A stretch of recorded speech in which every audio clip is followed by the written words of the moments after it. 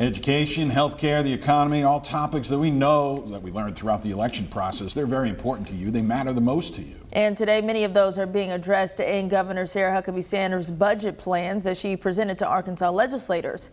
THV 11's Rebecca Brown has a breakdown of where the governor wants to spend. Thursday, in a room full of lawmakers, Governor Sarah Huckabee Sanders presented her balanced budget plan.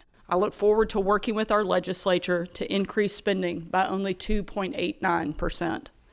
The added funding is directed toward areas we have all agreed are priorities: education, maternal health, public safety, and government efficiency. Taking it a step further, the governor did a deep dive into these areas, like adding more money towards the Education Freedom Account program.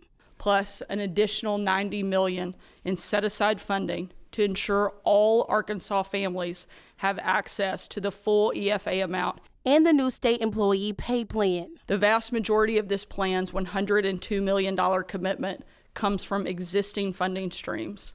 But in this budget, we are also proposing $3.15 million in new funding for pay raises for our state's dedicated frontline workers. After the governor's announcement, the Joint Budget Committee reconvened to ask questions, most involving how this will affect public schools and those who are not necessarily a state employee.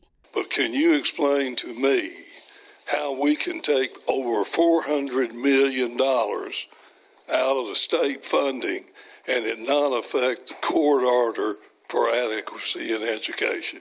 I'm thinking more along the lines of those who are actually providing the direct care, caregivers of our most vulnerable population, those in our nursing homes. Governor Sanders ending the day hopeful to receive the legislators' vote. We all ran on improving these systems. Through this balanced budget, we can deliver on our promises. In Little Rock, Rebecca Brown, THV 11 News.